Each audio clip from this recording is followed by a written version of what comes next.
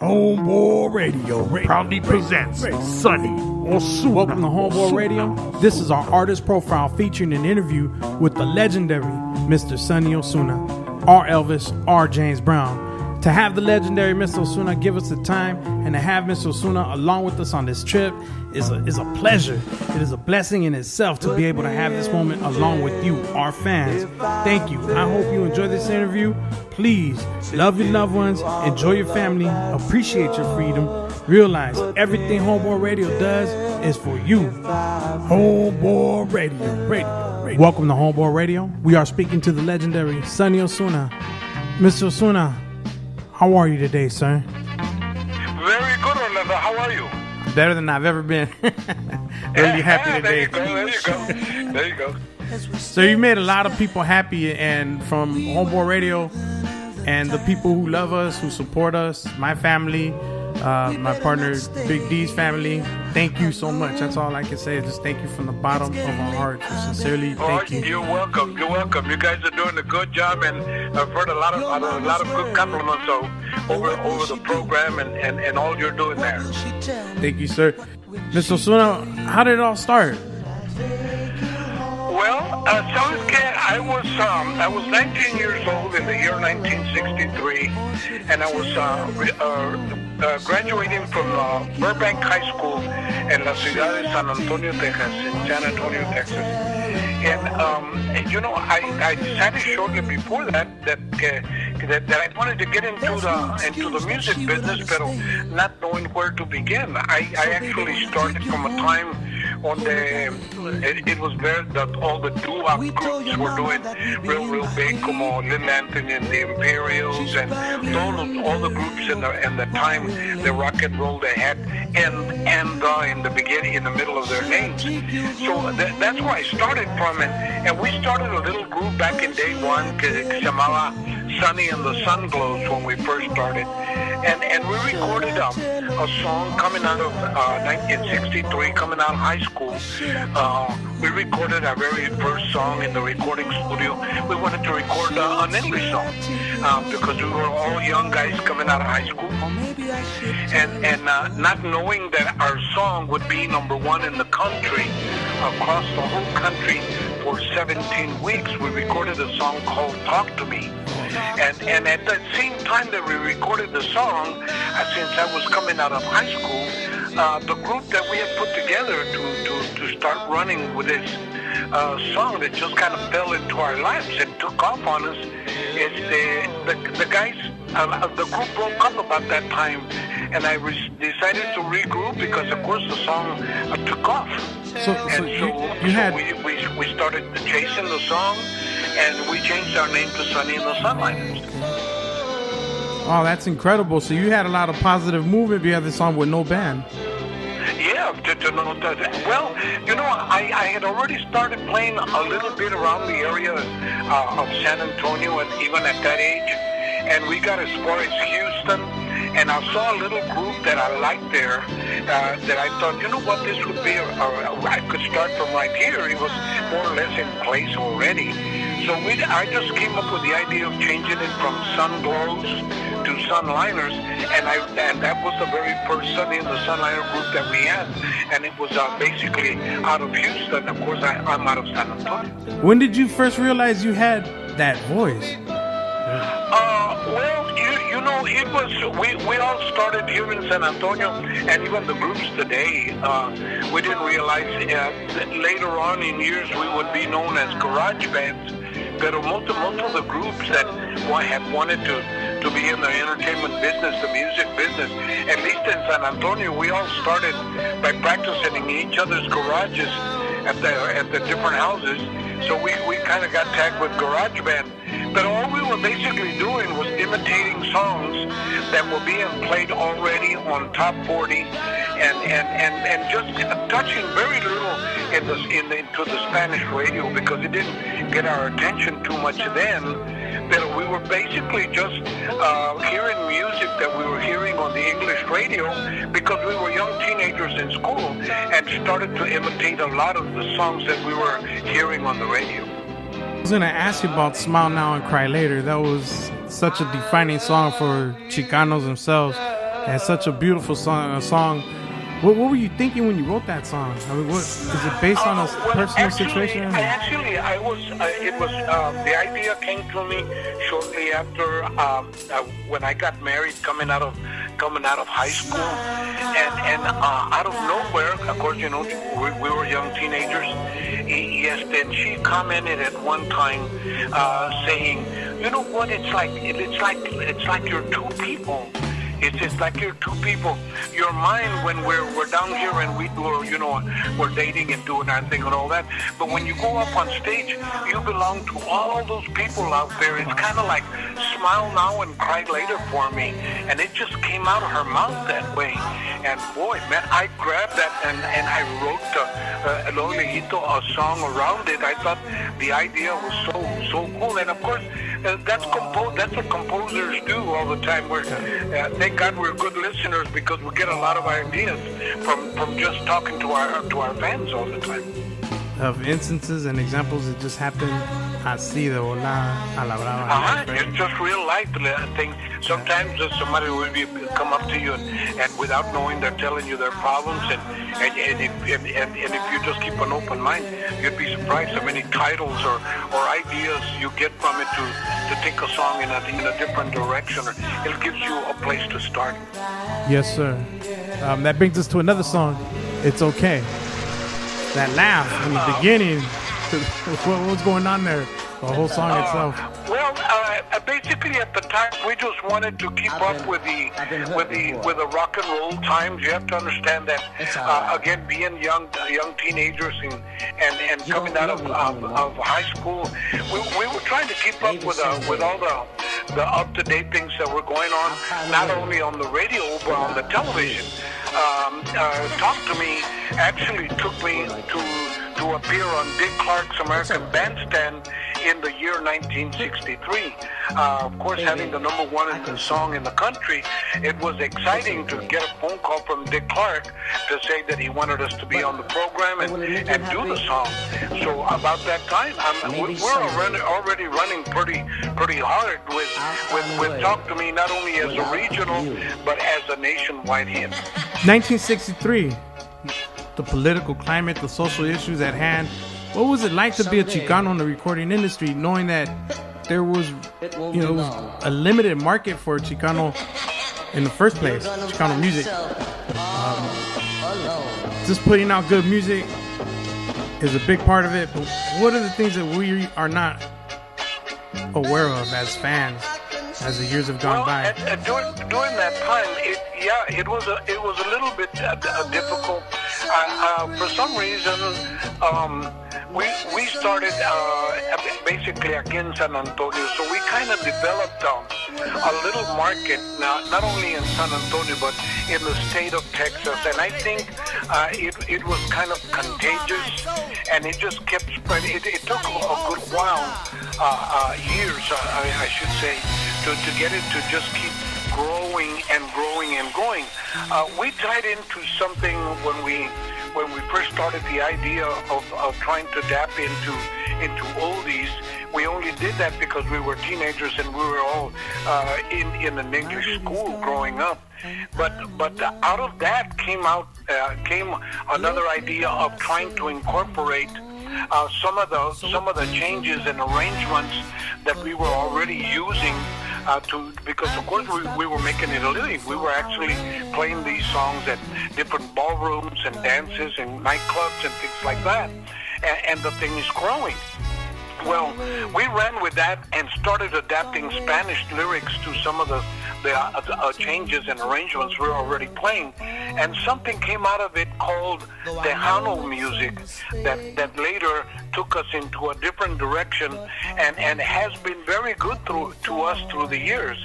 I now in the market have 69 different CDs that are available in 4 or 5 different genres because the writing end of it helped a lot to write songs into rock and roll, into oldies, into gospel, into Christmas carols. I write country, and of course I write Tejano music.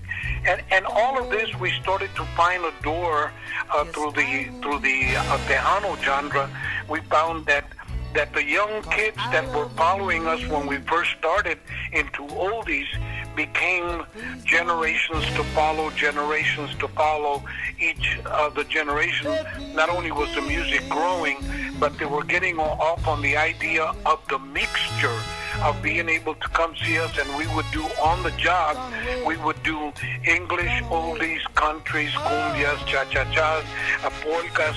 We would do a little bit of everything, and you mix it, and that became something called Tejano music, that it was a mixture of a lot of different types of music. You opened those doors, so you opened a lot of doors. You pioneered that style, and that style has led to miles of smiles all around the world. Many smiles. You know what? There was a group called Little Joe and the Latineers out of a little town called Temple, Texas, and not knowing of each other, about the same time he took off again doing what we were doing, because we were teenagers and we didn't really know. We didn't have a plan or a direction. We were just doing what was coming natural to us. And the same thing was happening to Joe up in Temple. Well, Joe started to make his mark over there, and we started to make our mark over here, and then slowly we were winding up playing together in a lot of different venues in a lot of different states, and this thing just kept growing even bigger. An incredible artist, Little Joe. Yes, he is. Many of your records have been recorded in Spanish. You've done many projects in Spanish. And in Mexico and here in the U.S., there's people who know every word to all your songs in Spanish. Yeah, you know that's amazing, because we do come close up to the border towns, and I realize their antennas have to go, have to reach out to them. But yes, and it's very nice, man. It's a very good feeling, because to be able to get our music out that far. Now, I've been doing a few recent interviews for radio, because I have a brand new CD right now, Tejano, called El Cancionero, the singer, the composer, and a lot of them are hooked up overseas. So now this is really amazing to me.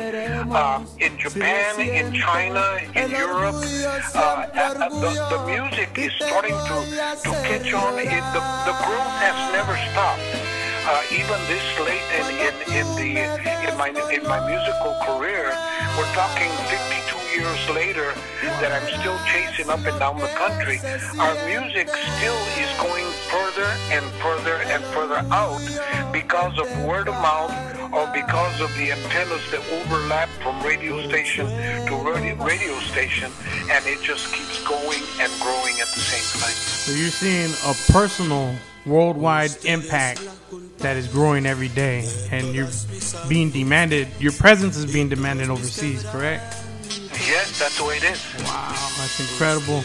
And that all comes from the energy and the love that you put into your craft and into your music. It's evident in every word that you sang, in your voice, in your motives, the music. It just all goes together, and it's beautiful to all of us. We will always love it to the end of humanity. Thank you, Rolando. God is good, man. God is good. Fíjate que all along this time that we've been writing all this, he was also giving me a lot of gospel things, and I thought, well, maybe it's just a part of writing, right? Well, we've been able to come up with some projects. In particular, we have one called Tejanos for Christ here in San Antonio, and on Wednesdays, with a lot of the local artists, we get together and do little concerts for different churches, and on a Wednesday we go in there and we do little concerts to help them raise money for their different organizations in the churches, to help them raise funds for their churches. And then another project came out recently called Spirit of Hope out of Corpus Christi, Texas, toward the coast. And that we've done that one for 14 years now, where we actually do it around the Christmas time, and so we follow up writing a lot of songs that the Lord gives us, and we just go ahead and follow with whatever He leads our way to whatever we're doing. I mean, He He is in Tejano. He's in country. He's in Christmas carols. He's in every genre. He's in oldies. You and I were touching a little bit on a conversation before we started talking on the interview of how unusual it is that the Lord is working himself into a lot of the major artists on the West Coast, and it is getting very contagious. It's really, really growing on the West Coast. And once you mix oldies and rap and that whole West Coast feeling, you've got a very powerful new kind of music that's shining through right now, and it's really helping out to promote and to spread the gospel within the Christian community. Yes, that's the way it is. And fíjate, it's amazing that, of course, we do. I do more and more jobs on the West Coast. I work with some beautiful people called Pacific Concert Group out of Beverly Hills, and they take me 5-6 times a year to work with all the big names in the oldies. We're talking Sly Slick and the Wicked. We're talking Little Anthony, the Fifth Dimension, all of the doo-wop groups like the Manhattans and the Shy Lights. I mean, the list just goes on and on and on and on. And I get to do all these jobs up and down the West Coast, working with the artists that are still alive and among us, that were doing all these oldies back in the day as I was growing up. When I was growing up, I was playing their music to try to find and make a mark for ourselves in our musical career. And it's incredible to think that I go down to the West Coast and I do music with the original artist that recorded those songs. Your inspiration, correct? All those people. Yeah, of course. They were a very big inspiration to us. I'm sure you have also inspired them, sir, along the way. What personally does it feel like knowing the work that you've done for 52 years has impacted Chicano movement, everyday fabric culture of being a Chicano in the United States, having that incredible influence over Chicanos and the music that we produce? Well, it's an amazing feeling, Orlando, because not only is it self-satisfying for ourselves and our particular group. I still chase up and down the country with Poor Horns and Poor Rhythm. I still have the Sunliner Band, which is the orchestra that I perform with. And as we go across the whole country, we get to meet and meet a lot of our bands. I personally myself think that it's very important that I should stay as close as I can to them. Of course, it's exciting to meet new ones all the time, but a lot of the bands that we started with over the years, as we go through there, sometimes we might not see them for 4, 5, 6 months or so. The minute they know we're coming in their direction, they start making all their preparations, and they bring out the whole family and friends and say, look, man, this is the kind of music I grew up with, and this is the guy recorded this song and that song, and it's a good feeling to know that hopefully in a very positive way we have helped them along their journey in life as they have helped us. So it's a tremendous feeling just to know that not only have they all been faithful to us all these years, but that we can keep seeing each other over and over and meeting new people all the time, especially when we go into areas that we've never been before. Yes, sir. I have to let you know I can't stop smiling. I'm overloaded with smiles, man. I'm just so thankful for this moment. Thank you, sir. Thank you. What's your favorite song? Like when you're just kicking back. It's a little difficult. I'm asked that all the time. I should say, talk to me, because we sold 5.5 million of that particular song, and that's when we quit counting, because it's still, as we grow, it still keeps going and going and going. We quit at 5.5 million, maybe 20, 25 years ago. Pero and it's nice because we call it a signature song. A signature song is important because when you say a certain name, you have the song that relates to it. Oh yeah, I know who you're talking about, right? Yeah. So it kind of goes like that, and they're called signature songs. I have had, Orlando, so many signature songs over the last 69 CDs that we have released in the market, even though they're in different genres, that it's really pretty hard for me to say one single song. It is pretty difficult for me. I wish I could just say, it's so and so, but it's really a little different. I like them all. Perfect. So there's some people in this world that have the talent but don't have the motivation. There's some people that have the motivation, don't have the talent. You had the perfect combination to have a career for 52 years and to make an incredible impact on music altogether, and especially in Chicano culture.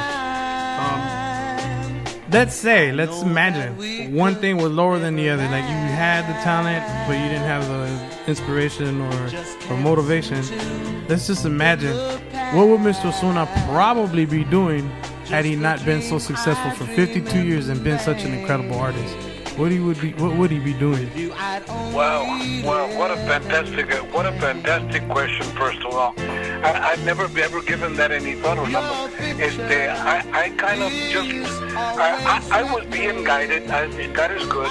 I think I was just being guided on. I don't know how true this is. They say that we all are brought here on earth, and we all have our own journey, our own road that we are destined to follow, and I truly believe that the Lord guides us in each one of our roads. So wherever He would have taken me, and if it wasn't music, if it was medicine, if it was electricity, if it was carpentry, wherever He would have taken me, I think I would have been perfectly satisfied with wherever He took me.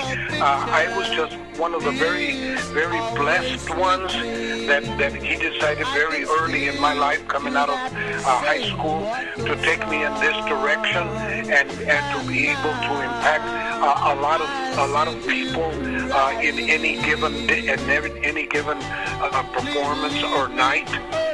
So it is a blessing. I think that and being Chicanos, we are gifted twofold.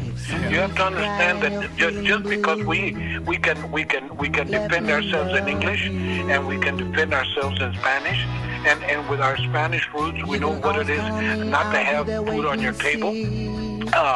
And being white, you know how hard you have to work to make sure it is there on your table every week. I think the difference of both worlds, we are very blessed, man. We are very blessed. Thank you for that answer, sir. Thank you so much. I'm humbled. Is there anything you want your fans? You want to talk to them? You want to tell them anything? Well, first of all, I'd like to thank you, Rolando, for giving me all this time on your program. Of course, my best to your friends that help you with the program, and I hope God blesses you with a lot more.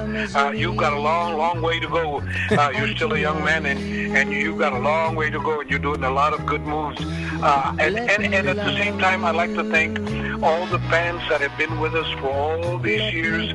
I'm always accused of having a love affair with all my fans, and if that's the way it is, that's the way it is. I am not going to fight it. We've been in love for some time now, and I look forward to seeing them all the time. And I hope God bless all of them too. What a grand love, what a big love, a never-ending love.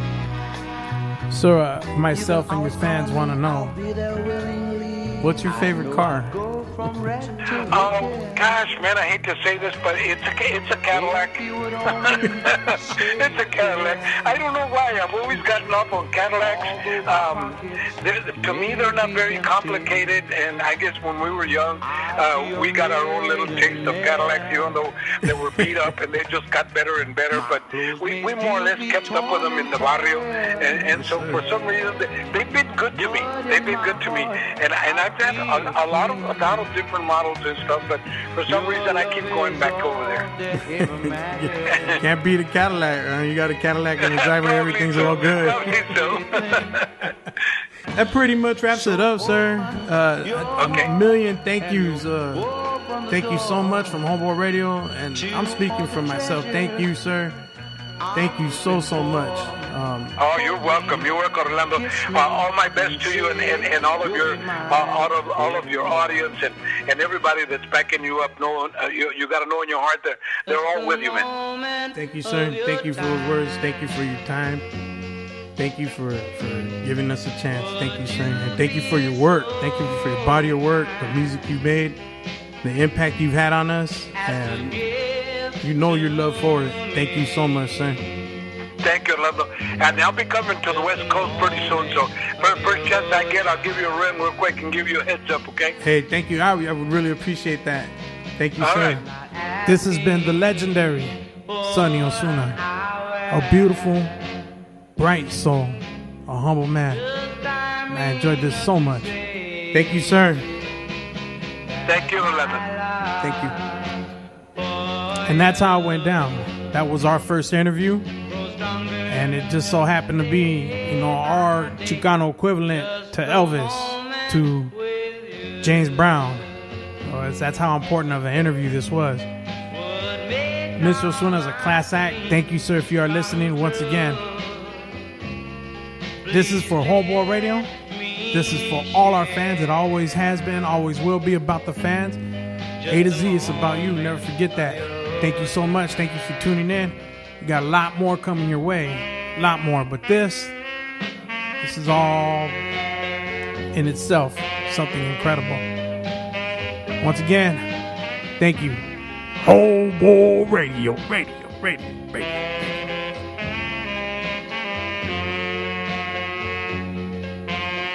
Hi, this is Sonny Ozuna.